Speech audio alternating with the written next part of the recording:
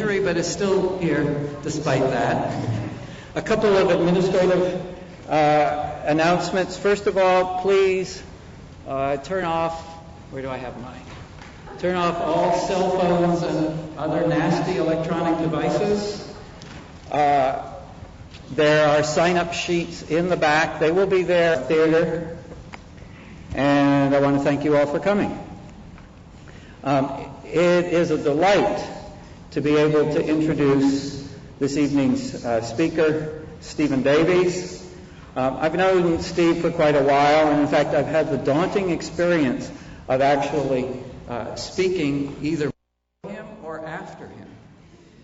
You may have heard saw about academics, that academics are people who specialize and learn more and more about less and less until they know everything about nothing. Steve is one of those rare exceptions who seems to know everything about everything. He is now program officer at the Institute for Humane Studies, but before that he lectured and taught at, let me make sure I get the name right, Manchester Metropolitan University. Among the courses that he's taught are world history, historical criminology in the British Isles, and the history of the devil. Tonight's lecture is on, he's also got a book that's just about to come out from Knopf entitled The Wealth Explosion, Freedom, Power, and Government in the Making of the Modern World. Tonight's lecture is on globalization and historical perspective. Please join me in giving a warm welcome to Steve Davies.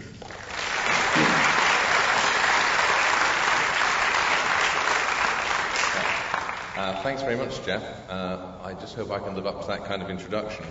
I'm really delighted to be here. It's a great pleasure to be here in San Jose. Know several people from the economics department here besides Jeff, and I'm very grateful to Lydia Ortega and the department for inviting me over here to give this talk. And what I want to do in this talk is to look at the phenomenon of globalization and the way in which it's frequently discussed in not so much the scholarly literature these days, but so rather the kind of popular accounts of it, or popularized accounts of it, and to argue that there are a number of serious myths, completely faulty ideas and arguments in much of that account, and that when you look at the phenomenon of globalization in the correct historical perspective, what you're going to come up with is a rather different way of thinking about it, and probably a different way of thinking about history and our own place in the world. I did give a talk recently at the Provocative Institute at George Mason University, sister institute of my own on the IHS, on the topic of whether we're still living in Western civilization, to which my answer is no, we're definitely not. And that is actually one of the kind of spin-offs or corollaries of the kind of argument I make here in this lecture, and at much greater length and much more elaboration in the book that Jeff mentioned. If you're interested in that, you can see me performing in that lecture on the Mercatus website, www.mercatus.org. Now, I think it's fair to say that globalization is one of the key buzzwords of contemporary social science, political science, history, a whole range of disciplines, in fact. If you go into any kind of academic bookstore, there's a whole section of books on globalization. Globalization this, globalization that, globalization the next thing. And it's become one kind of buzzwords. And as happens with scholarly work, what has happened is that the kind of initial analysis that the scholars and the academics have made has passed into popular culture through the activities of what Friedrich Hayek called second-hand dealers in ideas, people such as journalists, television people and the like. And since that happened, much of the argument amongst the academics and the scholars has moved on, but a lot of the ideas that were originally dominant, say about 10 years ago or so, have now become part of the popular discourse. And I think there are a number of ideas which are commonly held about globalization, which are fundamentally faulty, and which are particularly faulty when you apply historical analysis to these concepts or these ideas, and look at how things have actually worked out in the past, and not just the recent past either. Now, first of all, before I sort of launch into my attack on what I think these myths are, I want to say something about how we should understand globalization, because I think this is crucial to the argument I'm going to make. People, if you ask people what globalization is, they'll mention a number of things. They'll mention things like a massive increase in world trade. They'll talk about the degree to which production and other functions of large firms have been located outside the country of origin of the firm or the country in which the firm has its head office. The degree to which multinational corporations have become major players in the world economy, the growth perhaps of a true world economy, which is often supposed to be something that's quite novel, something I'll return to. But in fact, if you look at this from the economic point of view, globalization really means two things. The first of these is the increase in the degree of connectivity between different parts of the world, and more precisely, people who live in different parts of the world. And deriving from that, because of the fact that they're connected to each other by trade and exchange, the degree to which they are economically integrated. So in other words, the process of globalization is a process of increased or intensified economic integration, which means, of course, naturally, for anyone who's done any basic economics, a process of increased specialization, in which, following the principles of comparative advantage, people in different parts of the world will increasingly specialize in doing the thing at which they have a comparative advantage and exchanging the products that they make with that process for what they need for the rest of their life from other people in other parts of the world who've also specialized in the same way. And that, I think, is a fairly well-known phenomenon. The other side of globalization, which receives less attention, which is also important, is what you might call a deepening of the market, or the process of commodification, as Karl Marx famously called it. That means that the extent or the range of market relations increases, or to put it another way, that the proportion of total economic activity that is trade-based and is driven by market relations and exchanges increases. Let me explain a bit more what I mean by that. If you cut your lawn, make your lawn look nice and attractive, you've created wealth, because you feel better off, you've gained a utility from doing this. You've also given a utility to your neighbour, so you've created a positive externality. The point is, however, that this wealth that you've created does not involve any kind of cash transfer or trade on your part. It's therefore an economic good produced by labour inputs, but it doesn't involve any kind of monetary commodification or exchange or trade. And a very large part of total economic activity is of this kind. Most of the stuff that takes place within the household is economic activity of this sort. So if, for example, you cook a meal for your family and they consume it, you've produced a good, it's been consumed by consumers, but there's been no financial monetary transaction of any kind. The economists who've written most about this, interestingly, are feminist economists, starting off with the pioneering work in the 1900s, of Charlotte Perkins Gilman. Now, at one time, it was not just things like cutting grass or cooking dinner that fell into this sphere of economic activity. Take, for example, beer. These days, unless you're one of these strange people who believes in home brewing and has a big sort of like fermenting, bubbling tub in the corner of their bedroom, and I do know people like this, you don't make your own beer. If you want beer, you practice the principle of comparative advantage. You go to the grocery store, or if you're unfortunate like me, you live in a state liquor store, not legal to go to the state liquor store, and you buy the stuff you want to drink, particularly beer in this case. Now, what you may not realise is that until as recently as the 1870s or 1880s, the majority of Americans brewed their own beer. So the production of beer was something that was not part of the market exchange-based economy. And one of the things you could look at historically is the way in which more and more kinds of production, more and more kinds of activity are commodified. They become part of the market exchange relationship, the cash nexus in Thomas Carlyle's famous and pejorative expression. And they move out of the sphere of domestic or family production. Now, those two things, when you combine them together, form the phenomenon of globalization. On the one hand, in more and more parts of the world, larger and larger parts of life are in the market, activities being carried on in response to market signals and as part of an exchange-based system. But at the same time, the connections between different parts of the world become much thicker, much more complex. You get a much greater degree of interdependency and interrelationship between different parts of the world based upon trade, and that, of course, interplays with the first process, and you get, therefore, the phenomenon which collectively we call globalization. Now, what about the myths? What are the myths I mentioned that are dominant in popular discourse? Well, one of them is the idea that globalization is something new, that it's something that really only gets going after the fall of the Berlin Wall, probably, in 1989, that it's a phenomenon of the contemporary world, and it's something quite novel. Now, this was a fairly popular notion amongst a lot of political scientists and some historically ignorant economists. When in instances like early 1990s, mid-1990s, the historians, of course, had a complete fit when this kind of idea went around. And I don't think anybody in the academic world seriously believes this now. A lot of historians will talk now about something called the first globalization, by which they mean the process, the kind I described, that took place in the second half of the 19th century. For example, Martin Wolf, in his book, Why Globalization Works, discusses this at some considerable length. And this is a point that bears emphasis. We hear all the time today about how the world has suddenly become much more closely connected because of the internet, how we've had a revolutionary breakthrough in communications because of this technological innovation, about how we're now living in a world that has shrunk, that has become much smaller, much flatter in Thomas Friedman's phrase. Well, do you have in mind about that? The changes we've seen in the last 20 years are nothing in terms of their radical nature and extent to the changes that the world saw in the years after 1850. In 1859, the first transatlantic telegraph was successfully laid between Valencia Island and Ireland and Nova Scotia. At a stroke, the time it took to send a message across the Atlantic went down from 3 weeks minimum, more commonly 3 months, to a matter of seconds. You could instantaneously communicate. The first message was, obviously, you might imagine, one between the two heads of state.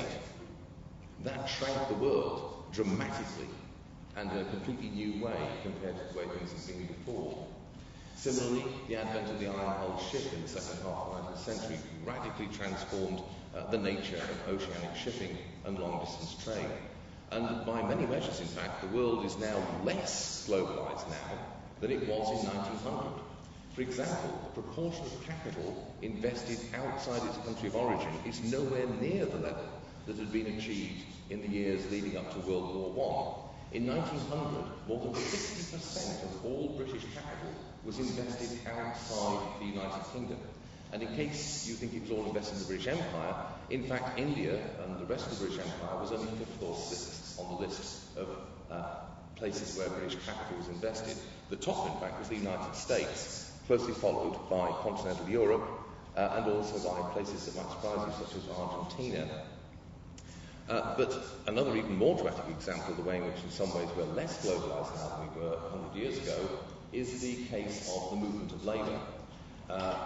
If you were to want to travel around the world in 1900, any time before 1914 in fact, you didn't have to put up with any of this nonsense that we have to put up with these days of going through lots of passport checks and border controls.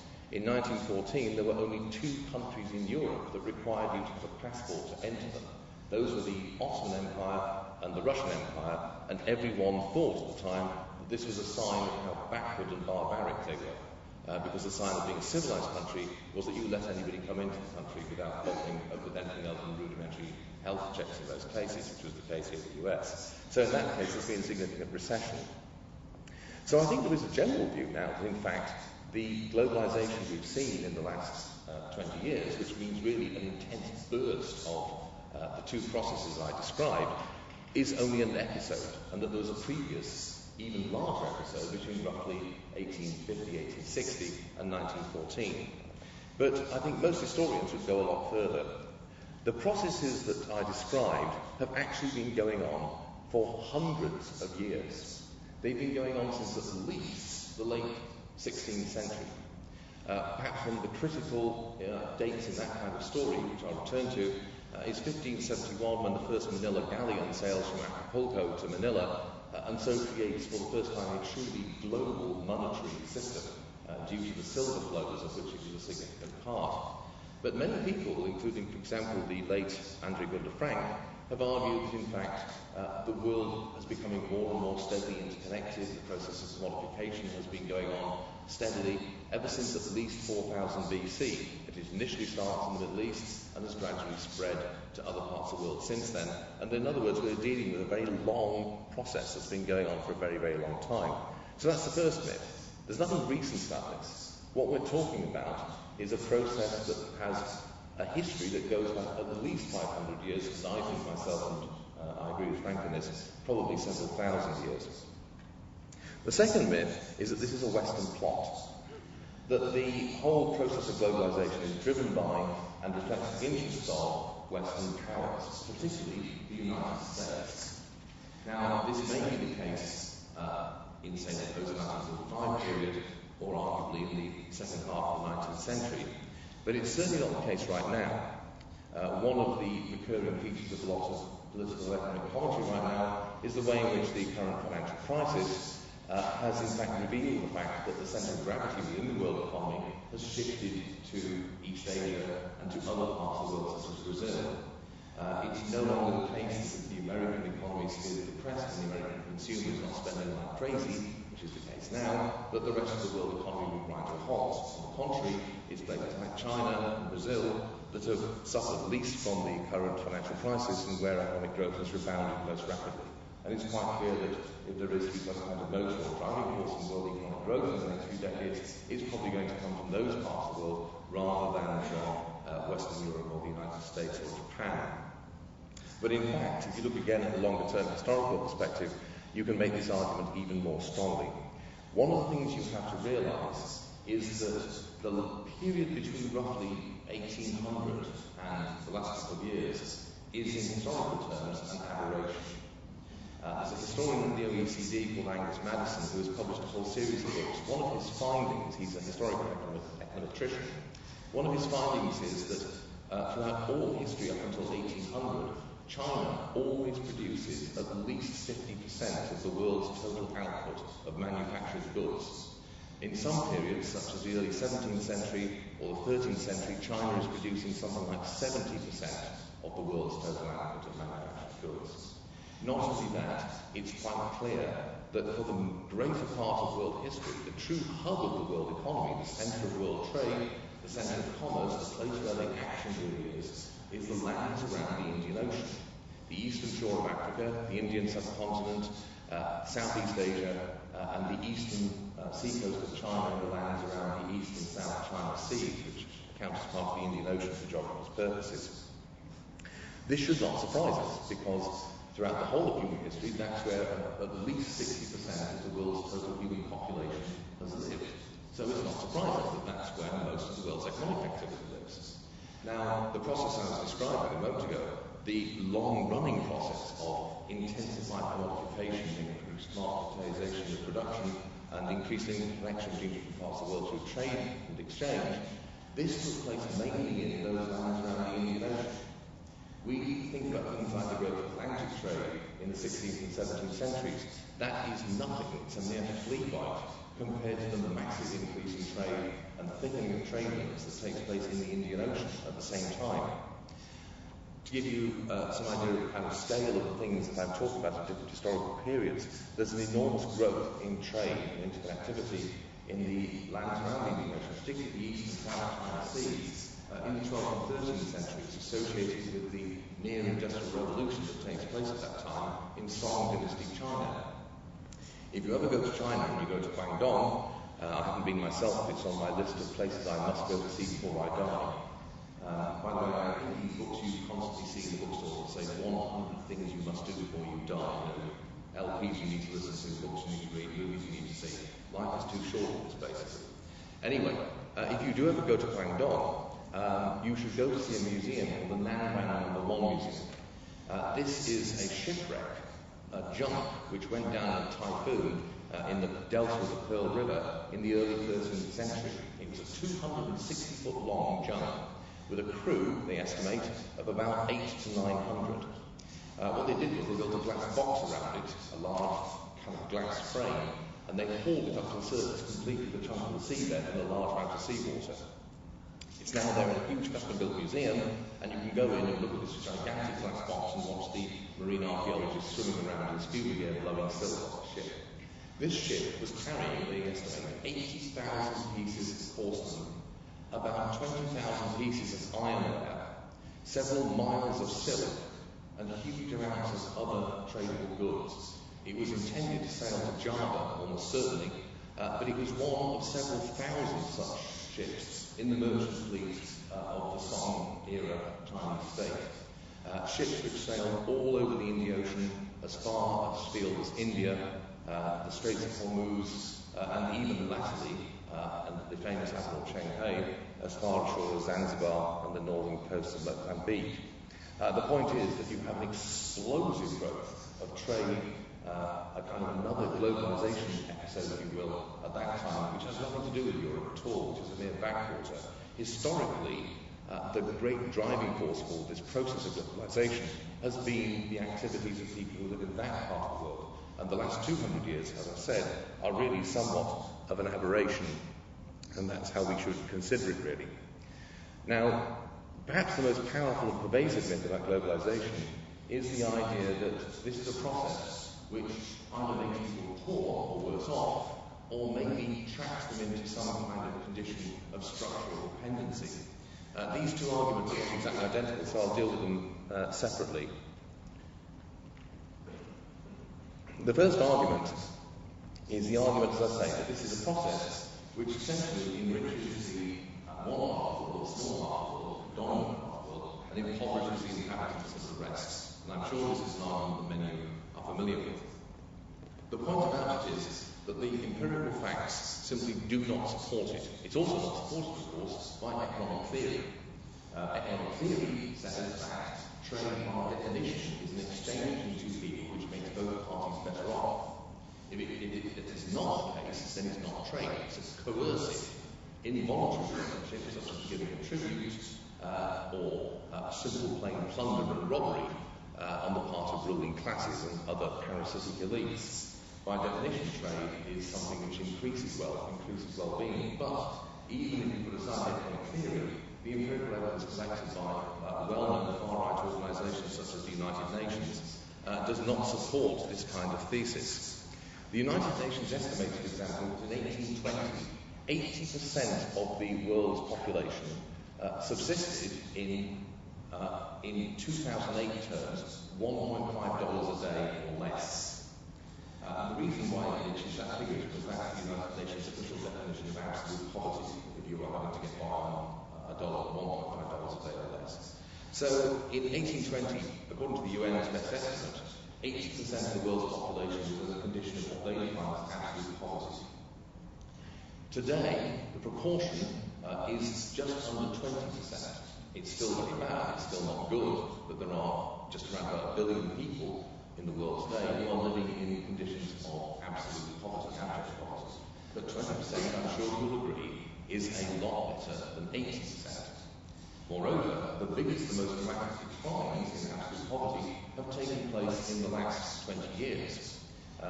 Previously, the really big drop took place in the years after 1850, the other episode of globalization that I mentioned a moment ago.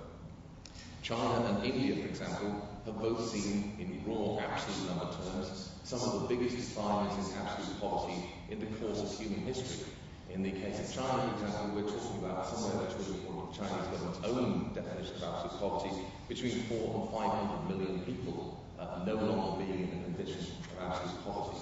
In India, since the reforms introduced in the early 1990s by the current Indian Prime Minister, Saurman, again, several hundred million people have been lifted above that level. That doesn't mean that they're comfortably off, of course, but there's still a significant difference between people being moderately, or by our standards, severely poor, but on, say, an income of $5 a day, and being in a condition of abject poverty on $1.5 a day. The reason why the UN takes that, by the way, is because that's the level of income at which, in real terms, you're going to have a very hard to literally stay alive, because you're going to have a disposable income to buy the amount of food you require and other kind of essential products and services. So that's a huge breakthrough. There are a number of other statistics which confirm this kind of story. Just a couple of days ago, the UN published a report which identified that there had been a record increase in 20 years ago, according to the UN's own figures, global life expectancy at birth was 46 years. It has now jumped up to 67 years. That's the largest increase in life expectancy at birth ever recorded in such a short period of time. It's quite a remarkable figure. This, by the way, is one of the reasons why we have a crisis of healthcare in many countries, and it's why insurance actuaries are going completely nuts all the time, because all the predictions they made for pensions liabilities were based on the idea that people would die much earlier than they do, and now, unfortunately, the young people, the swine, they're living longer and longer than anybody anticipated they would do, which is why I think in another few years the government is going to start promoting smoking as a way of dealing with the problem. Now, what the point I'm saying is, of course, that there's been a huge rise in living standards. Now, if you look at the actual historical past, what you can see quite clearly is that there are periods of significant increase in well-being. These tend to be associated both geographically and chronologically with periods when the globalization process is intense. In other words, during periods when world trade is growing, when the world is becoming more and more closely interconnected, when market relations are growing, extending and thickening, if you will, at a local level, you tend to find general widespread increases in human well-being. These are often then pulled back because of population increase. There's another story which I don't have time to go into here about the chronic tendency of the human race to suffer from Malthusian crises up until a critical turning point at the end of the 18th century. As I say, that's another story. But it's quite clear, I think, that the pattern I describe is causally related, given the way economic theory works in this area. Now, what I sort of alluded to then, I've been talking about repeatedly, is something I'm now going to say a bit more about, and that is the fact that the process of globalization, as I define it, is not a simple, straightforward, continuous one. It's not one that just goes on all the time at a steady pace. It isn't onwards and upwards all the time. In other words, what you tend to get is periods where the process is particularly rapid and particularly intense, and then you get other periods when it's much less marked, or when, in fact, it even goes into reverse. The second are periods when you find a move away from social complexity towards greater localization, less integration of economies in parts of the world. You also tend to get periods of technological stagnation, and these are also typically periods which are marked by severe war, armed conflict, rebellion, political upheaval, and the like. There are also periods, by the way, which are marked by a number of other things, notably mass outbreaks of epidemic disease, and above all, global cooling. It may be that in the not too distant future you have the chance to relive a past life, or so people will think you can do this. If you ever do get offered the chance to relive a past life, do not under any circumstances exercise the option of reliving the past life you had in the 14th century or the 17th century. Those are times you do not want to relive. In the 14th century, human population, global population, fell by 50%. It was the greatest demographic disaster for the planet as a whole in human history. The 17th century, particularly the middle decades of the 17th century, were also extremely grim. It was a very bad time to be alive, particularly if you were a member of the peasant class, as 90% of the world's population were at that time. Both of these periods were associated with significant cooling of the planet's climate.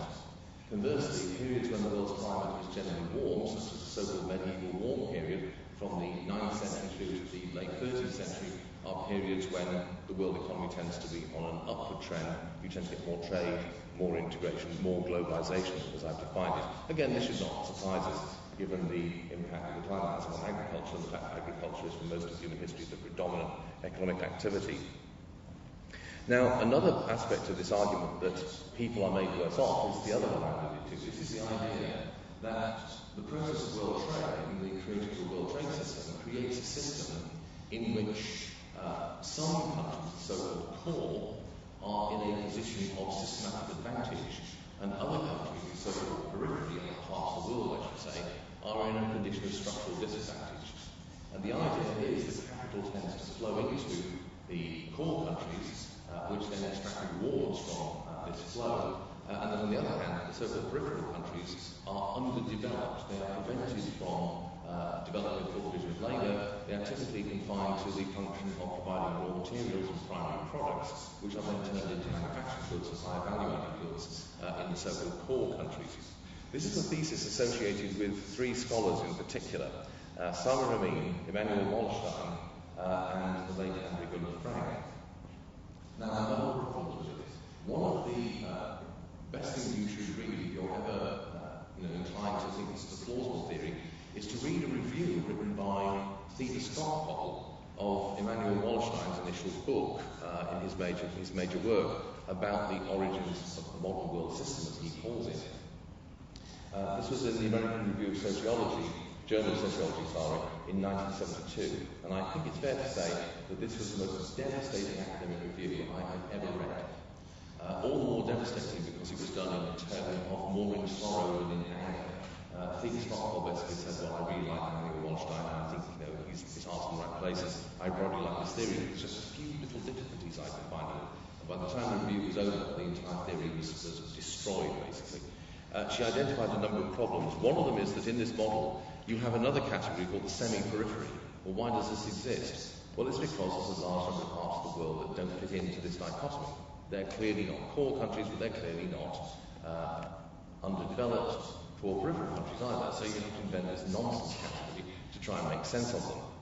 Another problem is a much more profound one, and that is, again, the historical evidence that supports it.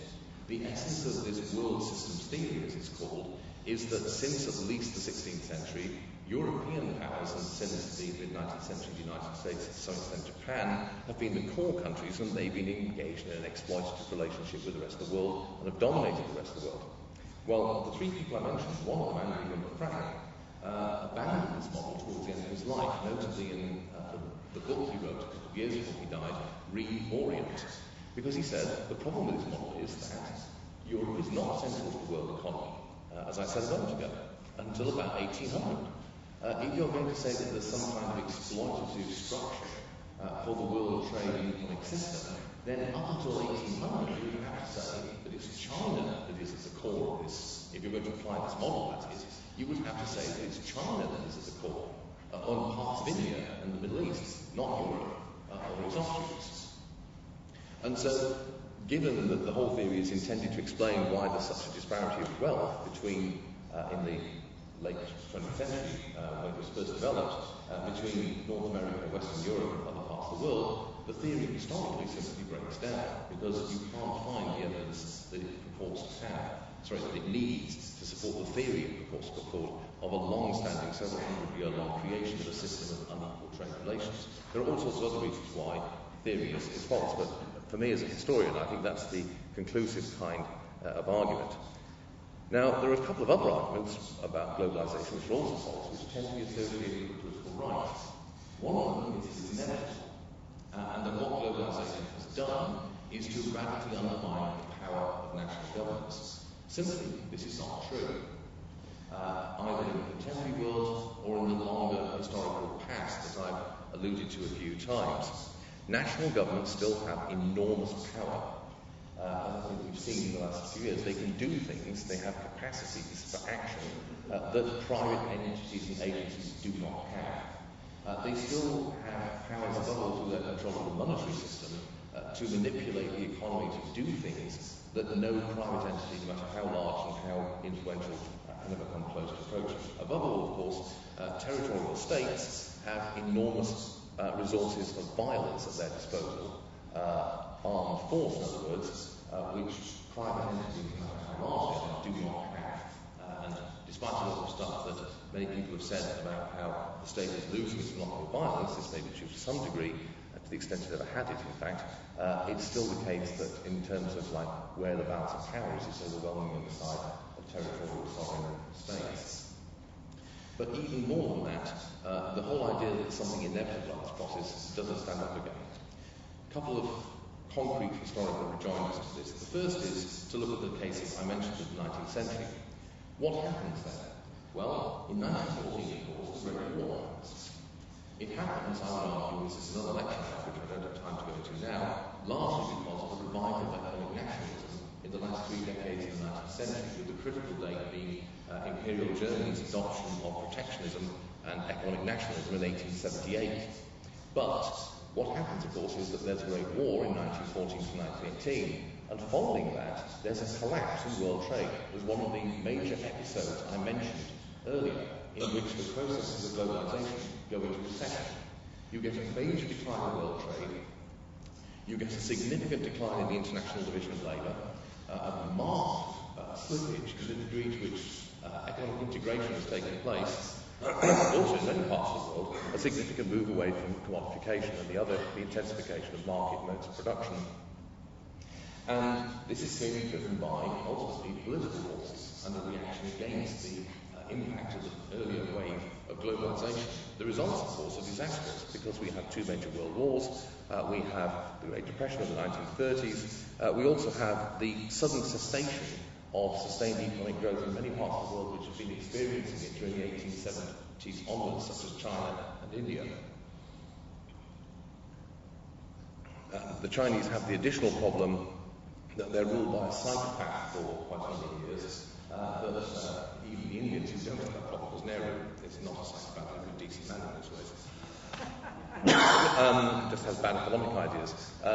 India, which has been growing quite rapidly in the 1880s and 1890s and then 1900s, does not experience anything like that rate of growth.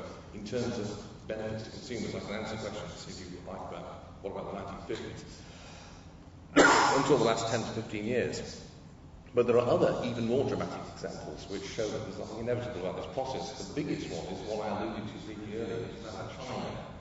As I said, during the Song dynasty in the 12th and 13th centuries, China is undergoing something like a kind of proto-industrial revolution. To give you some idea of the scale of this, in 1075, China produces more cast iron than the rest of the planet put together, times two. Not only that, it produces more cast iron than anywhere in the world it produced until Britain in the 1790s. It's also at the centre of this huge process of increased international, large-scale intercommunication and economic integration. And it seems at the end of the 30th century, the world led by China is on the verge of what we would later call the Industrial Revolution, a breakthrough to sustained intensive growth. However, it doesn't happen, which is a terrible tragedy because if it had, we'd be all incredibly rich. What happens, of course, is that the Mongols conquered China in 1269. And the Mongols, having conquered China, make a total mess of things. China also suffers terribly under their rule, not to mention they do, but from the great global crisis of the 14th century. The Black Death first breaks out in China in Hubei province in 1323, and that initial outbreak wipes out something like 60% of the population of Hubei province alone, and up to 90% of the population of some other Chinese provinces. There's a series of massive famines, and there's a major demographic collapse. Then another dynasty comes to power, the Ming. What do? Well, what they do is to quite deliberately demarketize large parts of Chinese society. They reverse the process of globalization that's been going on under the Song. And this has a number of dramatic effects, such as an attempted ban on all sea-going trade, a ban on the building of long-distance ocean-going ships. After they'd had fleets that sailed all over the Indian Ocean, as I said. They also introduced bans on certain technologies, or simply scrap them. There's a distinct attempt to prevent communication very easy between different parts of the Chinese Empire. And this is, for initially, pretty highly successful.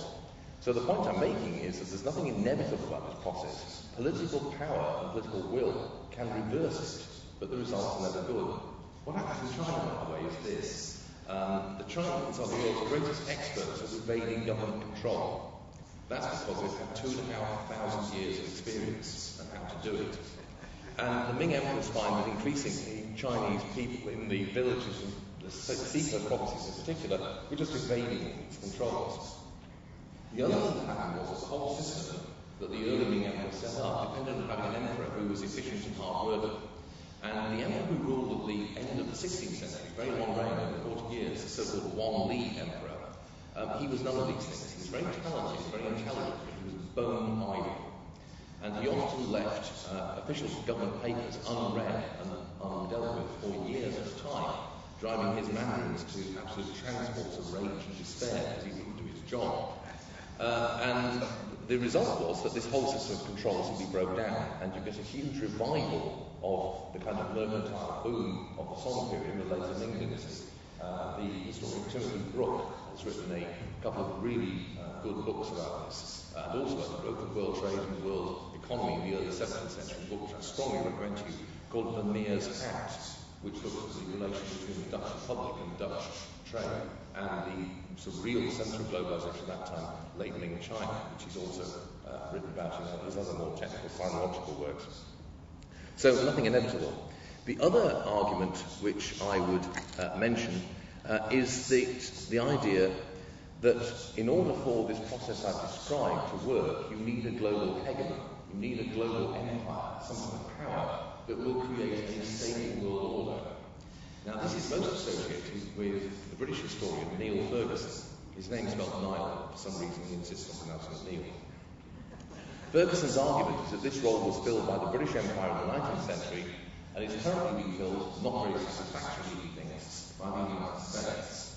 His argument essentially is that the British Empire provided this kind of global order for globalisation after 1815 or 1805, and then the British, unfortunately, from his point of view, blew their economy and had to give up the job to their cousins over here in the US. But the Americans don't know how to do it properly because they've got naive ideas and therefore they need advice from, well, people like him.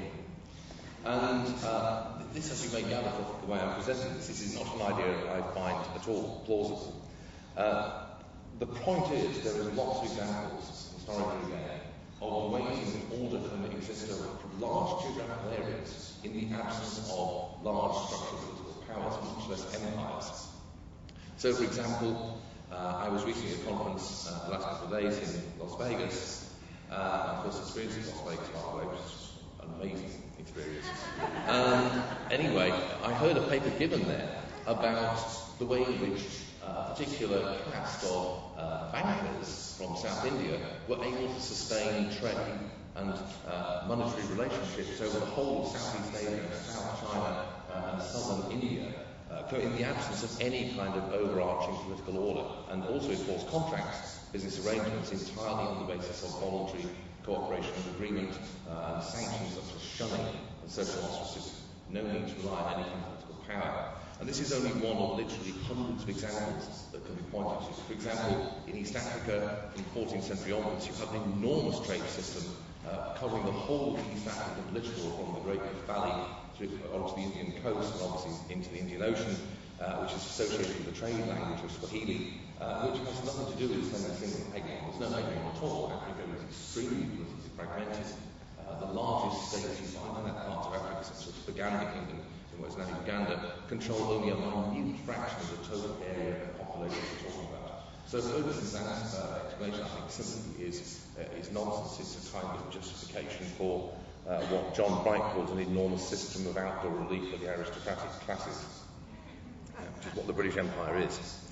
Now, if you look at this, well, to wrap things up finally, how do you view class? Well, I think you'll see the process I'm describing is two small processes in a number of ways. One is you'll realise that the world we're living in, the process we've been living through with globalisation, is not new. But what we've lived through the last 10, 15, 20 years maybe, is not something novel and unprecedented. It's simply the most recent episode in a long, ongoing story. The story which we can trace back, as I've argued, several thousand years of greater connection, greater economic interdependency, greater economic integration, and greater commodification in all parts of the world. And for large parts of the world in a more intense fashion. Secondly, that this process, however, is intermittent. It is not continuously straightforward, and it's been subject to repeated setbacks. Setbacks associated with a number of other bad things, such as large-scale wars and political upheaval.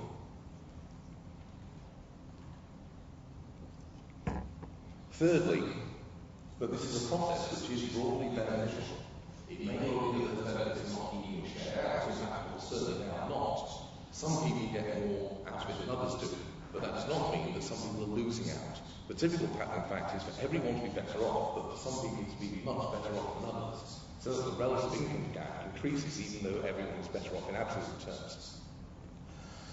And then, by on the contrary, the periods when the process is reversed are really dark periods in human history, when things really genuinely are going to the dogs, or taking a marked and severe turn for the worse by a number of pretty reasonable criteria. And you can look, if you like, and trace that up and down cycle of several hundred years. And so what I conclude is that it always helps in any area of academic life to look at things in real long-term historical perspective. When you look at things from the perspective of several hundred years, you realise that what appears to be novel is in fact not. That what appears to be a matter of crisis is maybe just a blip or an episode of a much longer and complicated story. And also to be optimistic, because despite the episode of the second election, the long-term story that you gain from this is one in which gradually things have been improving, and in which they've been improving at a vastly accelerated rate in the last 200 years, and particularly the last few years. At that point I'll stop and invite questions.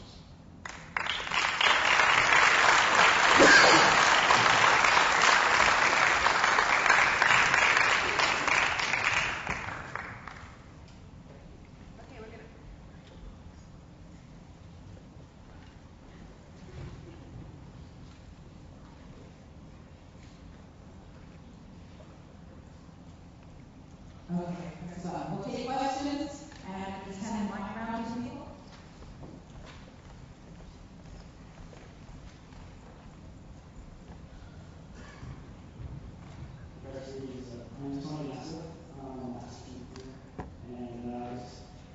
Thanks for stimulating lecture. Question: to what extent have ideas of Marx and Engels clashed with Malthusian thought, and how is this affected real globalization and distribution of wealth today? So, could you come back all the mic closest to your... Sure. To what extent have ideas of Marx and Engels clashed with Malthusian thought, and how has this affected the rate of globalization and redistribution of wealth today? Well, there's a major fact between Marxist thinking and Malthusian thinking. Marxist is a bunch of critics of Malthus. Malthus is an interesting case. He is probably the world's worst prophet, but one of the world's greatest historical sociologists, because the analysis he gives, which I'm sure most of you will be familiar with, the idea that population is always going to grow left to itself in a logarithmic way, whereas things like the production of food and other resources only grow arithmetically, and then there's always going to be a constant pressure of population on production, and population is going to grow to the level of their subsistence. That idea has been completely blown out of the water in the last 200 years. It just hasn't happened. Constantly, Malthusians have been predicting over the last 200 years that there was a kind of structural limit to the productive capacity of the world economy and of human beings, and that we were about to hit it, and the result was going to be mass famine and starvation. I remember reading a book written by two people called Paddocks back in the 1970s called Famine 1999, which predicted that by 1999 a large part of the world's population would be facing imminent death from starvation, and that what the United States had to do was adopt a triage policy and basically let some countries like Bangladesh go to the dogs and starve and save some other ones. Well, I must have missed those mass famines. The point is, however, when you look at the past, Malthus's model is actually very accurate, because you do indeed have severe Malthusian constraints and period Malthusian crises. We have one in the 17th century, for example. There's one in the 14th, late 13th century. There's another one in the 6th century, and these are global ones, there's also the local ones. Now, Marx and Engels, to their great credit, do not like Malthus's model, because they believe in the ability of actually the capitalist system to produce more. I mean, one of the interesting things about Marx and Engels is they actually like capitalism. They just thought that socialism would be better. And the orthodox Marxist position, of course, is expressed by people like Kautsky, is that you can't have socialism until capitalism has reached its highest possible stage of development. So you don't want anything like a welfare state or redistribution, because that will stop capitalism developing to its maximum point. Now, therefore, what bearing does this have on things like redistribution of wealth and income? Well, one of Malthus's arguments is precisely that. Redistribution of income is worthless because all it's going to do is encourage the poor to have more kids. And therefore, forget it, bad idea, last thing you want to do. Malthus, by the way, thought that having contraceptions was worse than starvation. Apparently, far better that people should starve than they should use condoms. Not that they had condoms in his day, you get the idea. So in fact, in this respect, there's a kind of similarity between what you might call the free market or classical liberal approach and the Marxist approach. Both of those intellectual traditions deny the Malthusian problem and argue that the modern world is capable of escaping from Malthusian constraints. Where they disagree, of course, is about where things are going to go in the future and how the system itself is working. But in that issue, they're actually on the same side. You kind of answered my question, but yes or no, without hedging my question, will globalization solve Malthus's problems in predictive population expansion? My view is yes. I mean, it's not so much globalization, that's one part of what will solve it. It's the capacity of human beings left to their own devices and through free exchange to produce solutions to problems. The fact is we have solved the problem for the last 200 years. And all the predictions are about to not be able to solve it have not come to pass, and I'm confident that it will continue to be the case. Hi. In our required reading, there's a 1996 article from Economist itself, which is a correlation between freedom and prosperity. If you look at it from a historical perspective, in other words, along with it, why is it that in China, and with increased globalization, you're not seeing any increased freedom?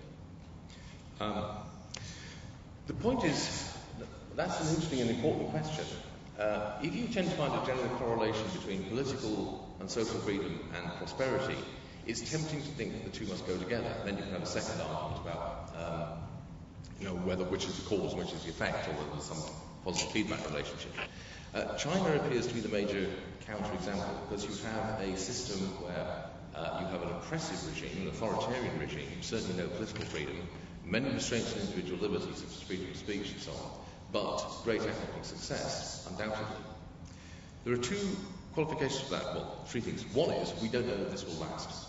It may well be that at some point in the future it will become impossible for the Chinese Communist Party's ruling elite to actually maintain this kind of combination. Something will have to give. They'll either have to give up the economic dynamism, or they'll have to allow more social freedom. That may happen. Who knows? I'm not in the prophecy business myself, in that kind of fine detail. Another possibility, another point to make though, is that in fact, in cases like that, particularly in the Chinese case, what you find is that while there is a great deal of political repression, what they've actually done is allow a great deal of freedom in other areas of life, not just economic life, but a whole range of things that just don't have a bearing on politics. And that's what seems to be driving a great deal of the economic growth that we can see in China today. As I say, whether this is sustainable in the long run is another matter. But that's one of the things. And finally, the point to make about China is that it's very easy on the outside to think that the Chinese government is this kind of awe-inspiring monolith that has huge degrees of control over its people. In fact, the current Chinese government has the same kind of problems as the Ming dynasty had. It's a huge country, it's over 1 billion people. It is just impossible for a government, no matter how ruthless and brutal it may be, to actually control what people do, particularly people who are as experienced at getting around bureaucratic controls and regulations as the Chinese historically are. And so, in fact, there's a lot more going on there than you might imagine, basically. The basic rule of thumb is you can do a lot of things so long as you don't threaten the political dominant position of the minority that controls the Chinese state. So there isn't a straightforward kind of counter case to be drawn from that, I'd say. Hello. Thank you, first of all, for coming here and giving us this speech. I just wanted to ask you mentioned earlier in the speech how China is already currently producing like 50% of manufactured goods. And I was wondering what your opinion on the future of the American economy is. We're a nation basically built mainly on consumption, and it doesn't seem like we produce very much. Well, I think it's a kind of big false idea in this is the question you asked. Historically, as I say, it's historical that China's produced at least 50% of the world's output of manufactured goods. The implicit assumption in your question is that there's something particularly good or superior, either economically or in some other way, about producing physical stuff, manufactured goods. Basically, this is nonsense. The point of economic activity is to create wealth, which may take form of cash income. It doesn't matter what you do to get that cash income. A dollar is a dollar is a dollar. It doesn't matter what you've done to get it. And the idea that you can't be truly wealthy unless you have a large manufacturing sector, or unless you're producing lots and lots of manufacturing goods, is nonsense. Think about a couple of obvious counter cases. Is Australia a rich country? Yes. Is it an economically successful country? You bet. I don't know if you know, but the Australians, until a year ago, had paid off their national debt. They were so economically successful in the last 20 years. They've had to borrow some money now because of the current financial crisis, but the current realistic estimate is that they will have again paid off their entire national debt in another 3 to 4 years' time. The Australian economy is currently growing at an annualised rate of just under 10%. Is Australia a great manufacturing power? No. What do the Australians produce? Primary products, basically. All metal ores, gold, wool, agricultural products, that kind of stuff. Take a smaller example, Denmark. Is Denmark known for manufacturing? Only one famous manufacturing company in Denmark, and that's Lego. That goes quite a significant number. Why is Denmark a wealthy country? Because it has one of the world's most efficient agricultural systems. Basically, it's Danish bacon that is the source of Denmark's wealth, with Lego making an additional contribution, I suppose. The fact is, you can be extremely rich and have very wealthy societies with high incomes generally. Australia has some of the highest incomes in the world, in fact, per capita income and fairly even distribution as well.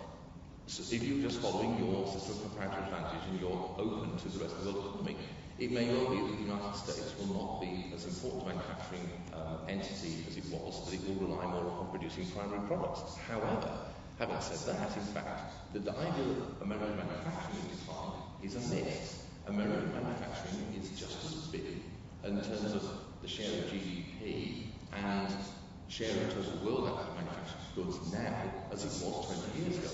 What has declined is not American manufacturing, but American manufacturing employment, which is not the same thing.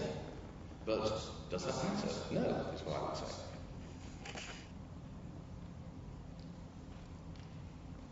I just have a question from China.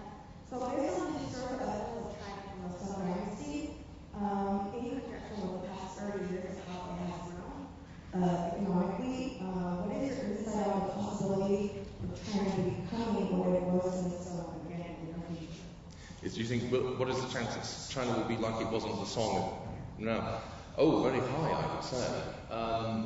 Because, well, what is the difference between now and then? I mean, the interesting question really is there any realistic possibility that a future Chinese state or regime will pursue the same kind of policies as the early Ming emperors, so disastrously followed? Or is it more likely that the Chinese government, of whatever complexion, is going to pursue the pro-growth policies of the Song dynasty?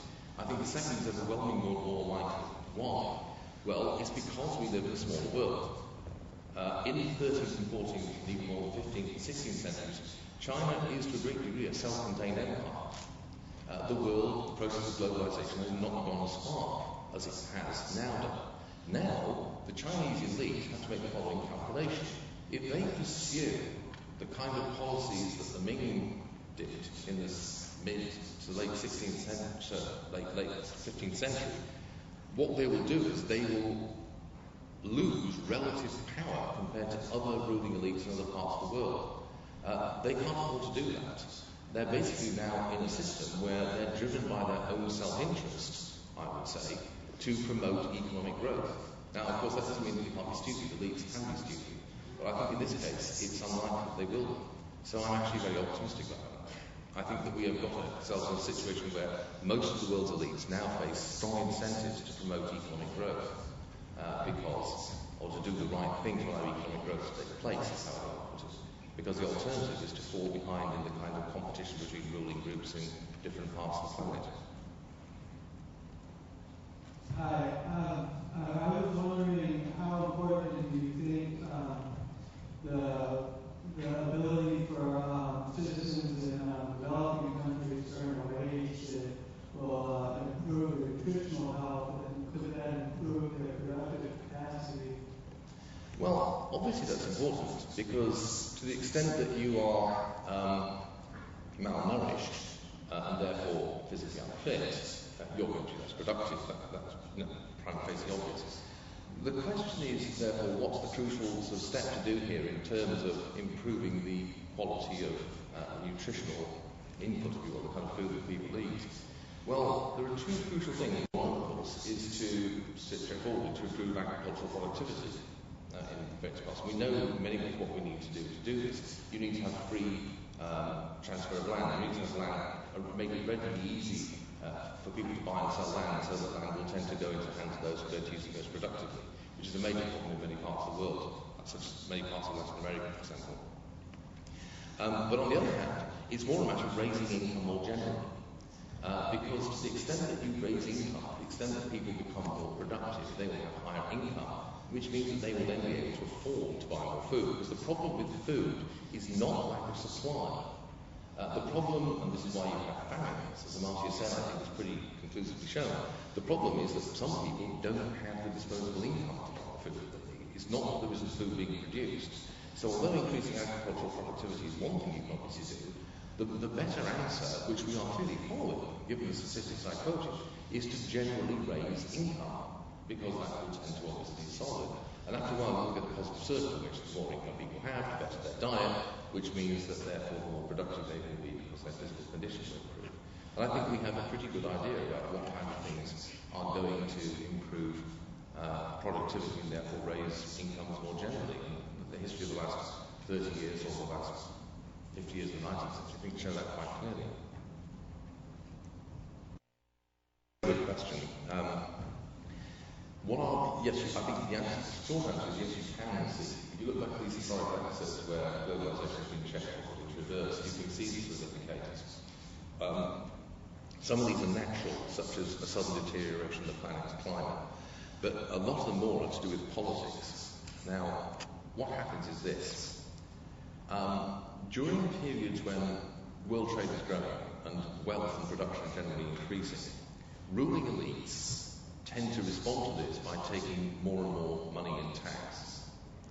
Now, if they are smart, they will not take too much. They will allow part of that increase to remain in the hands of productive classes. But very often they don't. By either short-sightedness or greed, they take more, and they start to put more and more pressure on the productive groups. This obviously has negative effects in terms of economic activity. Then, typically what happens is that for natural or other reasons, you get a sudden decline in the rate of what I would call globalization, economic integration, and the like. And at this point, the income they have tends to go down, and their response initially, typically, is to actually squeeze the tax-paying classes even more severely than before. Now, what this does is to provoke huge political crises. It provokes revolutions, it provokes rebellions, it provokes armed resistance from the infuriated peasants. And the result is a lot of dead tax collectors, historically.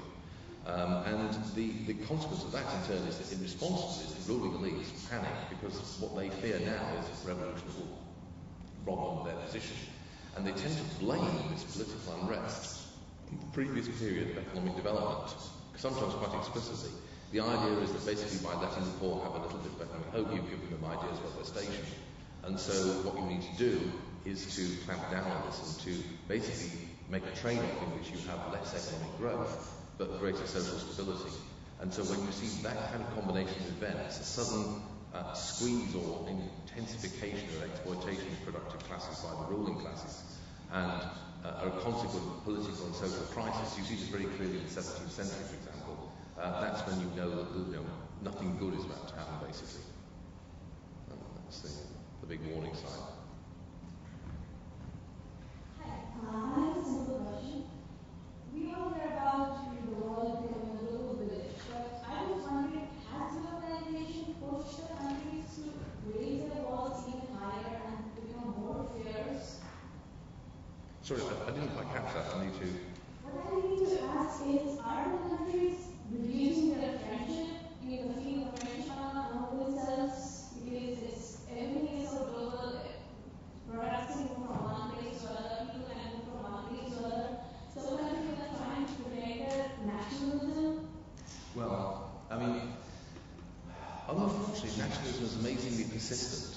I really wish that nationalism was in decline. Unfortunately, I fear it's not. It's an amazingly powerful idea because it links personal identity to political allegiance, basically. What we've got at the moment, I think, is a kind of tug of war between different kinds of process. There are some kind of natural processes going on, people moving around the world more easily, easier transport, greater links between people in different parts of the world, which are tending to undermine nationalism, create greater friendship with people across national borders. And these are hugely important. You should never underestimate the importance of the kind of personal links that are established through trade and commerce. This is one of the reasons why, historically, people have thought that trade is something which promotes peace. It's a pacific kind of force in world history. But unfortunately, there's a contrary kind of sort of tendency, which is to become more aware of the differences between yourself and other parts of the world, and also a tendency to fear the impact, the kind of change that this brings in its train, and to seek to fight this off by emphasising separateness and distinctiveness. And when this correlates or matches up with things that ruling elites want to do, the result is pretty bad. In the long term, I am optimistic. I think in the long term, you are going to see a decline in the kind of group animosity, political animosity that goes under the name of nationalism. But that needn't necessarily be true in the short or medium term, because while we do have the kind of processes you talk about, it's not clear to me that there aren't also very powerful counter forces, and you have to recognise that.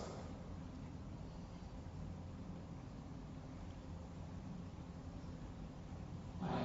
Since you cited Neil Ferguson before, in his book, Cash Nexus, is there a correlation between increased globalization and increased global conflict? Increased global what, sorry? Conflict. You said globalization took place prior to the advent of World War I with German unification. Yeah. And is there a correlation possibly between increased globalization and conflicts? And that came to my own because I've seen a Neil Ferguson's book, Cash Nexus. Well, in a strange way there is. It's to do with the way in which ruling elites respond to the process of globalization. And it's also due to the influence of bad ideas. I mentioned the case of Imperial Germany in 1878. What I think happens there is this. The German elite have two goals. One is to increase their own power, which means increasing the power of the state they control after 1872, Imperial Germany. The other thing that happens is that they buy into a set of extremely bad ideas, which are the ideas of economic nationalism put forward by the German economist Friedrich List, a man who died, thinking his ideas had failed completely, and within 30 years they'd become the most influential economic ideas in his native country. And the problem is that in many ways they were driven to do this by their response to the globalised world they found themselves in, because they felt that if they did not adopt this kind of policy, they would be forever subordinate to the British. But it was a disastrous choice on their part, not least because it led them to see the world in a highly distorted and dangerous way. They were particularly panic-stricken by the economic growth of Russia after 1900. After 1900, Russia is probably the fastest growing economy on the planet. And the German elite, people like the Chancellor at the time, Theodor von Bethmann-Hollweg, he and they do not see this as a good thing. They see it as a bad thing. They're panic-stricken by it. Now, this is really nuts, because all this industrialization that's going on in Russia at the time is an enormous investment opportunity for German firms and businesses. They are providing the rails, the capital goods, the machinery that the new Russian economy being built by Sergei Witter, the Tsar's industry minister, requires. It's an enormous godsend for them. You should never think that another country next to you becoming wealthy is a threat. It just means more opportunities for mutually beneficial, wealth-enhancing trade. But because they see the world in terms of power rather than trade, they see it as a threat, and that's one reason why they take a daft decision, the insane decision, in fact, to fight a war on two fronts in 1914. Now, therefore, you can have a correlation between globalization and conflict because ruling elites have deeply mistaken ideas about how the world works and what their own self-interest is, and are also driven by the perception that in order to maximize their power, they have to pursue certain policies. So yes, there can be a correlation, but it isn't a kind of inevitable one, is what I would say. And I certainly don't accept Ferguson's idea, which is that the solution to this is to have a hegemonic power that will squash down these upstart new powers like Germany was in the 1880s or 1890s. That's a recipe for what we got, which is a world war. And we all know what that led to.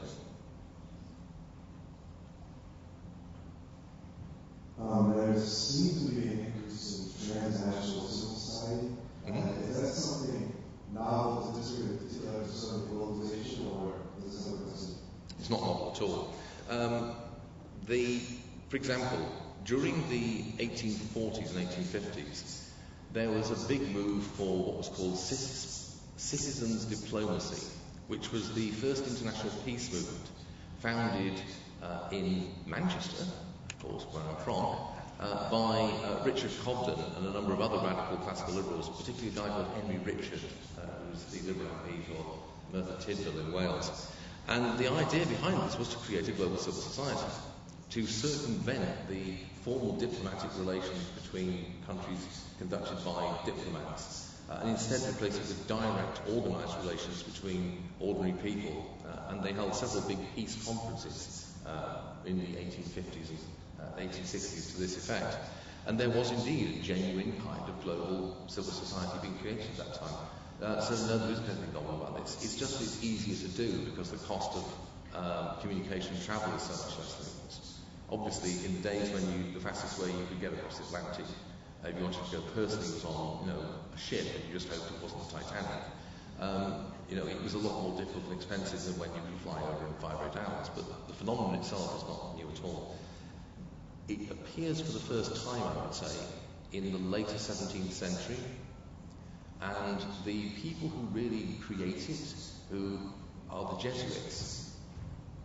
There's a kind of great book to be written about the role of the Jesuit order in linking up different parts of the world intellectually and leading to quite direct contacts between people in ordinary parts of the world, which are deliberate and form some kind of civil society in that sense.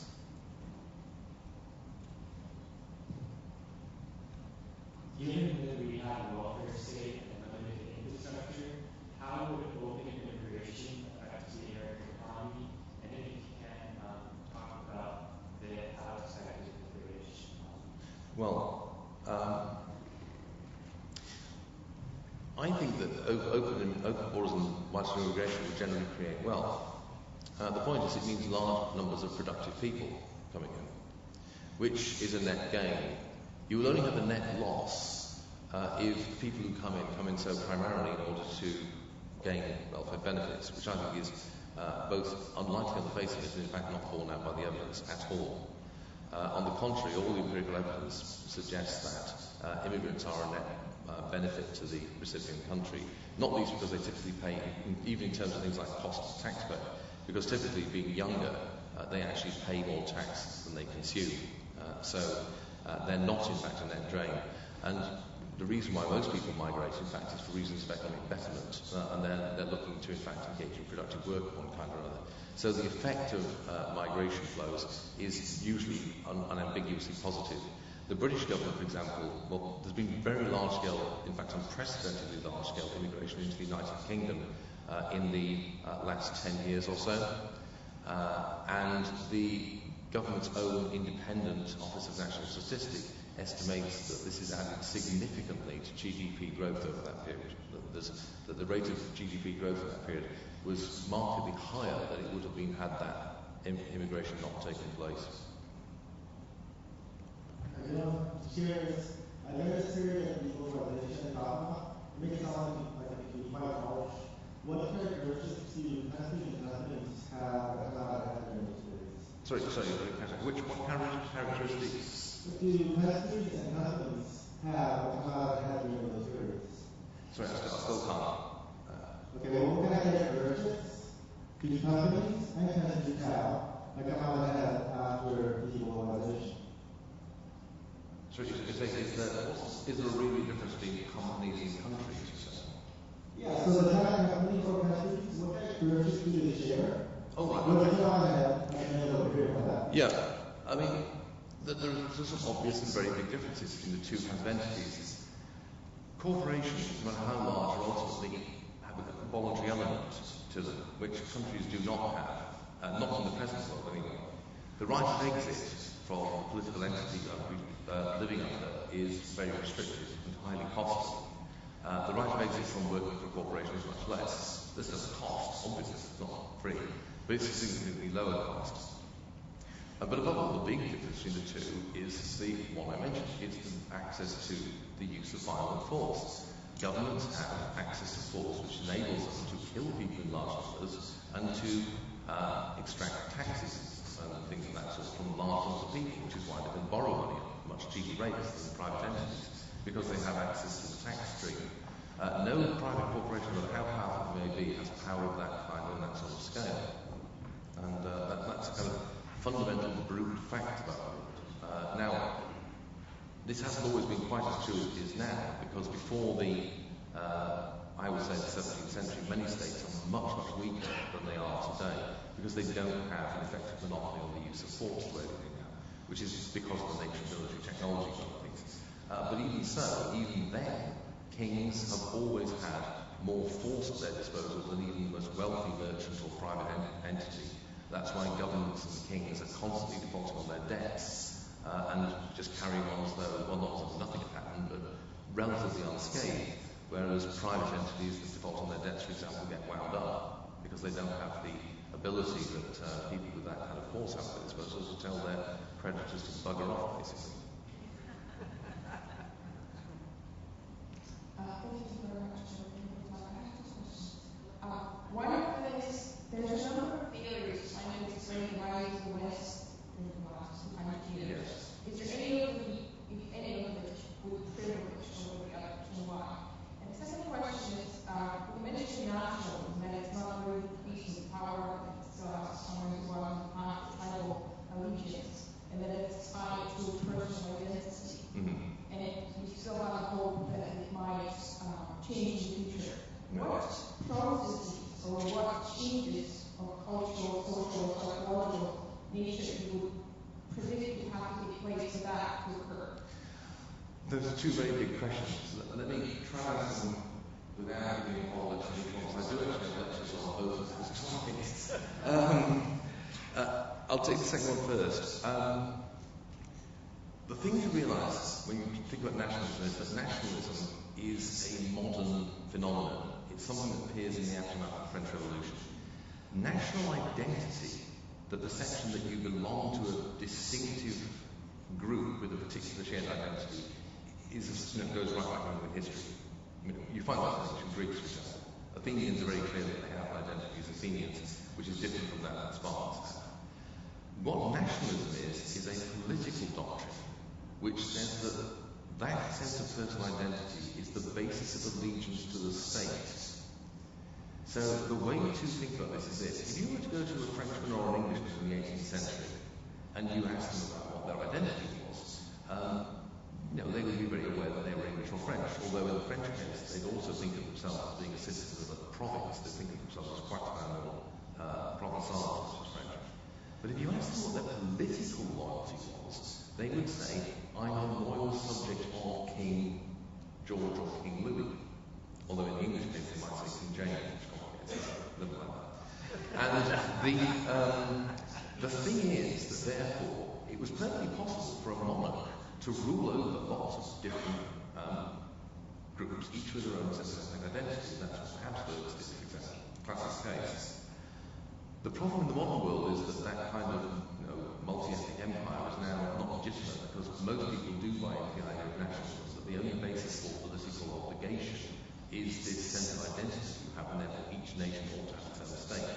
Now, I think this is a really bad idea for all sorts of reasons, which I don't have time to go into here. What do I think is going to undermine it? Well, I think there are a couple of things. Three things maybe. One of them is people are more aware than they were, say, 100 years ago about just how disastrous results this can be. That's very true in Europe. If you see all the huge cemeteries on the Western Front, you're very aware of how that is. Two, there's the process of different forms of identity appearing, which cut across national lines. And I think this is an increasingly obvious process. But the third thing, I think, is that increasingly the way the world is organised in terms of economic activity and everyday human relations does not correspond to the territorial nation states we have.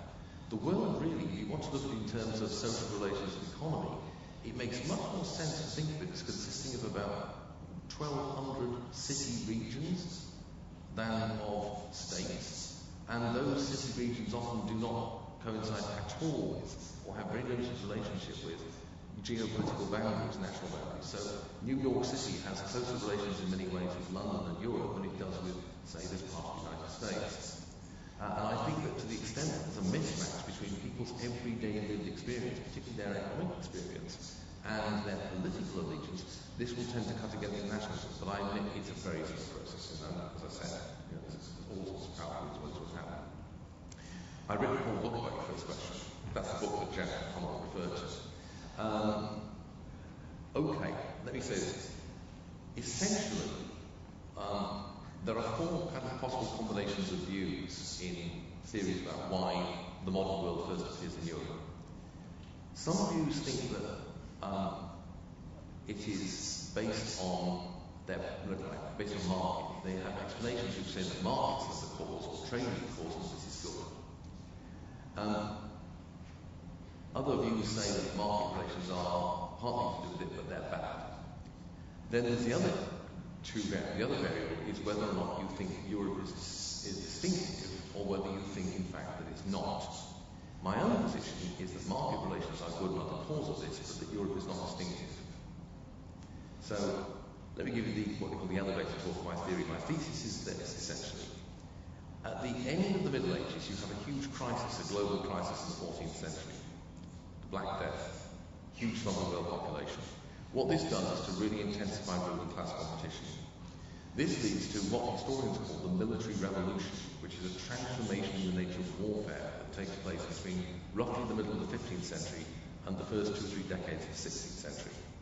In most parts of the world, this leads to the emergence of large hegemonic empires that control most of one of the major civilizations. The Ming Empire in China, the Safavid Empire in Iran, the Mughal Empire in India, the Ottoman Empire in the Middle East, the Tsarist Empire in Russia, and Orthodox Eastern Europe. There's one major exception, and that is Europe. In Europe, the obvious hegemon, the Habsburgs, don't do it, and Europe remains divided, albeit into much larger and fewer states than the medieval period. That means that the European ruling elites face a different kind of incentive to ruling elites in other parts of the world. They face the kind of incentive I spoke about in response to the earlier question about China. That is, they face an incentive to promote economic development, because to the extent that they don't, they're going to fall behind their competitors. They're in a competitive state system. This is not the case with the Ottoman Sultan, or the Chinese Emperor, or the Mughal Emperor. The result is this: at the end of the 18th century, you have an incipient Malthusian crisis in those parts of the world. The late 18th century is a period of crisis almost everywhere. You have huge rebellions and uprisings in China. The White Lotus Rebellion, huge ethnic uprisings in Yunnan and Sichuan against the Han Chinese. You've got major crisis in Russia, major crisis in the Middle East and in India. Takes the classic forms, major famines, lots of violence, collapse of political authorities, severe political crisis. In Europe, however, the elites respond to this crisis in a different way. They do so by, in fact, opting not to stand in the way of economic change and innovation, but to encourage it. And I think the result of this, along with an ideological triumph, if you will, of a particular set of beliefs, is what then leads to the sudden appearance of sustained intensive growth after 1800, initially in parts of Europe, but increasingly in other parts of the world as well. So that's the kind of elevator speech version of my answer to that question. That's the kind of explanation I would give personally. I don't buy the idea that Europe has some kind of distinctive quality that sets us apart from the other civilizations. I think that's just empirically untrue, actually. And so I don't follow that thesis at all. Different peoples around the world identify with ambitions to their political allegiances with their values of culture, food, clothing, song, and so forth. Is it a myth that globalization generates cultural uniformity? And does that vary with the most recent round of globalization, American historical episodes that informs that? That's another lecture I have. The answer is no, it doesn't, not at all. The idea that globalization promotes uniformity, and in particular it promotes a kind of Americanized uniformity, is a very popular one at the moment. There are a few things that should lead you to think, well, this is not true. One of them is that basically the United States is not the only major influence on world popular culture. Japan is enormously influential, for example. If you think about lots of features of popular culture, such as Sudoku and things like that have come from Japan, or karaoke, which have come from Japan. The United States is getting less influential all the time. One of the notable features of, say, the last 10 or 15 years has been the sudden upsurge in the influence of Indian cinema. But in fact, even allowing for that, I think that kind of model is untrue for the following reasons. The first is that what globalization does is to promote cultural specialization as well as other kinds of specialization. You actually gain a significant economic benefit from being culturally distinct, having a distinct cuisine maybe, having a distinct kind of music, distinct sort of any other aspect of culture really. And so one of the effects of globalization is actually to increase cultural heterogeneity. And my colleague Tyler Cowan at George Mason University has written a couple of books about this, notably one called Creative Destruction, in which he talks about precisely this phenomenon and how it works. The other thing is that what you have going alongside this, however, is the development of a kind of cultural lingua franca. Now, what I mean by that is this. A friend of mine once disgraced himself at an event where he was like going on great lengths about how if you were in the United States, everything was exactly the same no matter where you went. Now, if you only ever drive along the freeway or go to airports, you might think this is true. But as anyone can tell you, if you actually live in a part of the United States for more than a few days, or you actually go off the major highways and so on, you suddenly realise that there are enormous differences, cultural differences between different parts of the United States. I used to think it was a myth that the Southerners were different from other Americans. I lived in Virginia for 1 month and I thought, my God, that's true. And the point is that in fact, what you have is a kind of interface culture, the culture of fast food, major hotel chains, major retail outlets, if you like, which is indeed uniform. But alongside that, you have some of the opposite process going on, the process Tyler describes, of actually increased heterogeneity. You've also got something else going on, the third point, which is a process of cultural hybridization. Because what you get going on is exchange of cultural forms, ideas, practices, different kinds of music, different kinds of cuisine, different kinds of dress, different kinds of lifestyle, across different parts of the world as they're brought together by trade. What this means is the development and appearance of new, quite novel forms of cultural expression and identity, which don't exist before. And that, of course, adds to the overall variety and heterogeneity of global culture. And you can see this particularly in language, by the way, where you get the development of lingua franca, which correspond to trade tongues like Swahili or Urdu, which correspond to the first phenomenon I mentioned.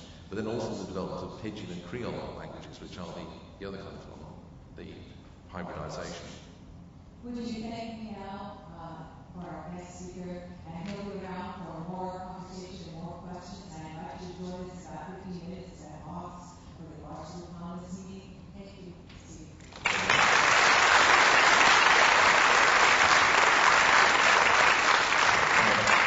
I should just add, by the way, Jeff forgot to say one important thing about me, which is that although I'm from Manchester, or in fact because I'm from Manchester, I'm not a Man United fan. So. Thank you, everybody.